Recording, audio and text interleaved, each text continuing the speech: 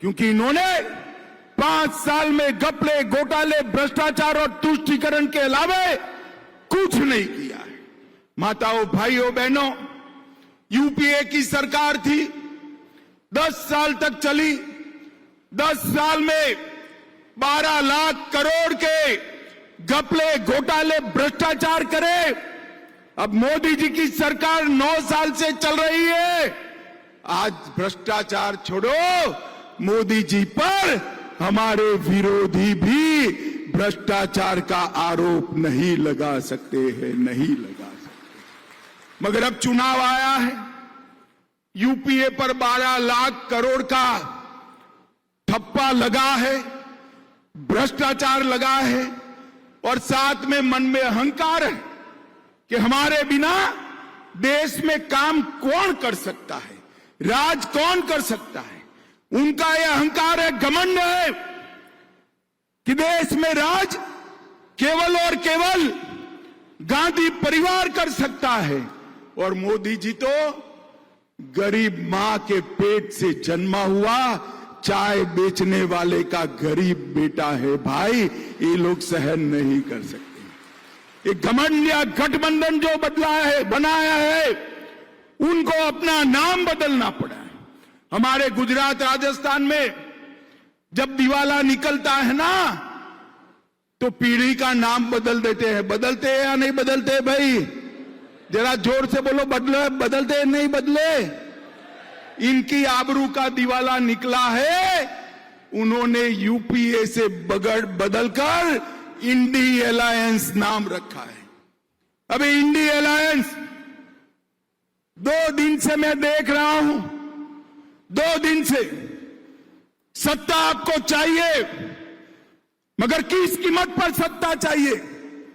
2 दिन से आप इस देश की संस्कृति का, इस देश के इतिहास का, सनातन धर्म का अपमान कर रहे हैं। इंडी अलायंस के 2 प्रमुख दल, डीएमके और कांग्रेस पार्टी, इनके बड़े नेता, एक वित्त मंत्री का बेटा और एक मुख्यमंत्री का बेटा, वो कह रहे हैं सनातन धर्म को समाप्त कर देना चाहिए। मुझे बताओ भाई, सनातन धर्म को समाप्त करने के लिए आप तैयार हो क्या? अरे जोर से बोलो, तैयार हो क्या? माताएं बहनें भी बोले, तैयार है क्या? इन लोगों ने वोट बैंक की और तुष्टीकरण की राजनीति करने के लिए सनातन धर्म को समाप्त करने की बात की है। हमारी संस्कृति, हमारे इतिहास और सनातन धर्म का अपमान किया है और ये कोई पहली बार नहीं किया है। ये मनमोहन सिंह जी ने कहा था, मनमोहन सिंह जी ने कहा था, बजट पर पहला अधिकार, बजट पर पहला अधिकार अल्पसंख्यकों का है। हम कहते हैं बजट पर पहला अधिकार गरीबों का, आदिवासियों का, दलितों का और पिछड़ों का। इन्होंने वोट बैंक की लालच में अल्पसंख्यकों का पहला अधिकार सिद्ध कर दिया था। आज ये यूपीए कहती है, कांग्रेस पार्टी के अध्यक्ष कहते हैं, मोदी जी जीतेंगे तो सनातन का राज आएगा। अरे सनातन का राज लोगों के दिल में है, उसको कोई हटा नहीं सकता।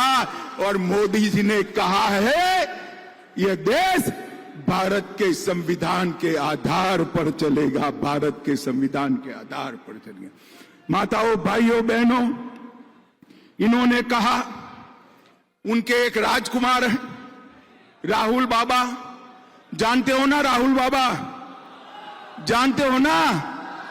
उन्होंने कहा, ध्यान से सुनिएगा, हिसाब मांगना है राहुल बाबा का। उन्होंने कहा कि जो हिंदू संगठन है ये लश्कर-ए तोयबा से भी खतरनाक है।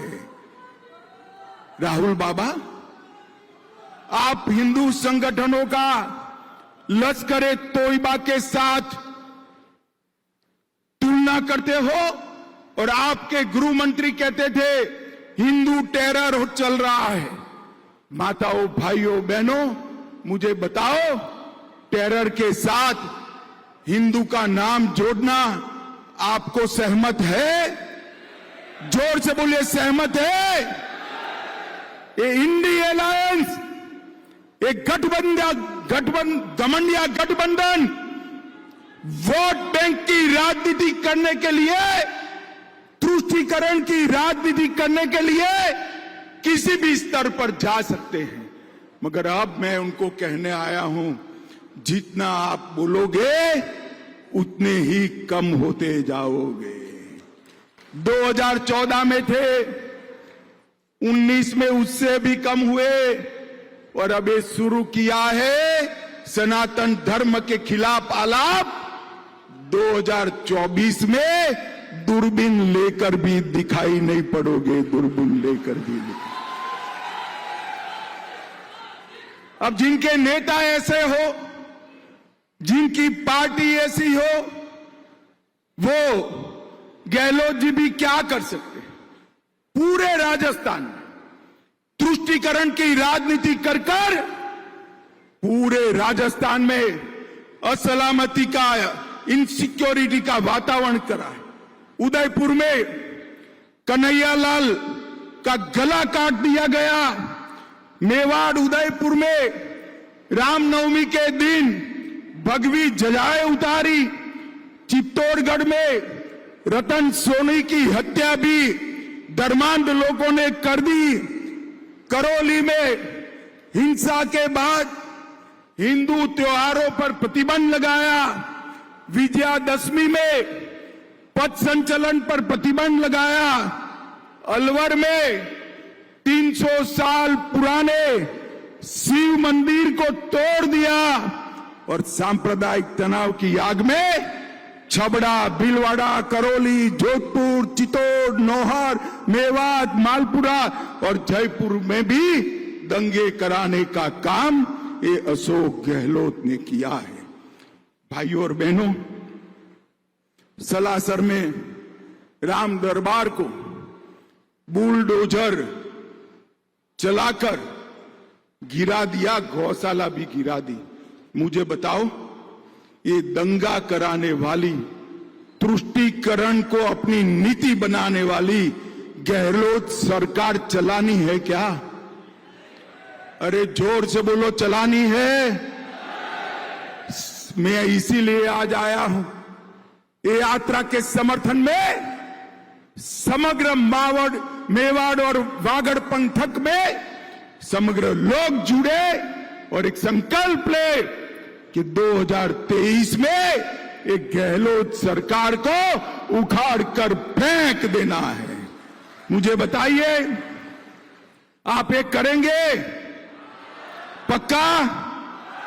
राजस्थान के तो मैं भारतीय जनता पार्टी की ओर से बहुत बहुत धन्यवाद और साधुवाद देना चाहता हूं। 14 में हम आए 55% वोटों के साथ, 25 की 25 सीटें आपने मोदी जी को दे दी। 19 में हम आए 61% वोट और 25 की 25 सीटें मोदी जी को दे दी। अब 24 में चुनाव है भाई, राजस्थान क्या करेगा? 25 की 25 सीटें देंगे क्या? पक्का देंगे? जोर से बोलो, पक्का देंगे? मगर उसके पहले एक चुनाव है, 2023 में विधानसभा का चुनाव है। जब तक आप विधानसभा में अशोक गहलोत का सुपड़ा साफ नहीं करते हो, तब राजस्थान का भला नहीं होगा। मुझे बताओ, गहलोत सरकार हटाओगे? जोर से बोलो, गहलोत सरकार हटाओगे? माताओं, भाइयों, बहनों, मोदी जी ने मैं जो आगे बताया, ढेर सारी योजनाएं लॉन्च की।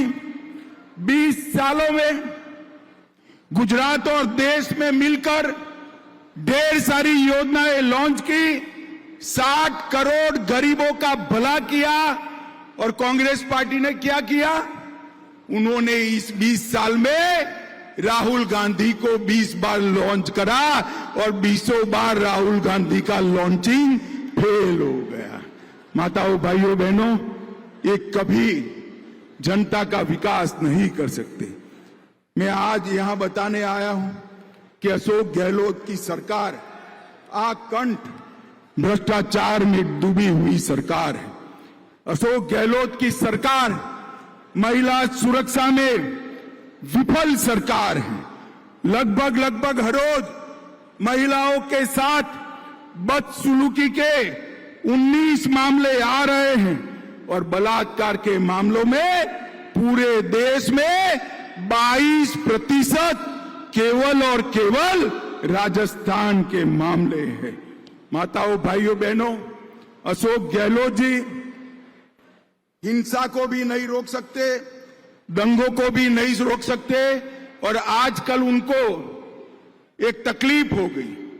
कोई भी लाल कपड़े पहनकर आता है, कोई भी लाल कपड़े पहनकर आता है, उनको लाल कपड़े की जगह लाल डायरी ही दिखाई पड़ती है।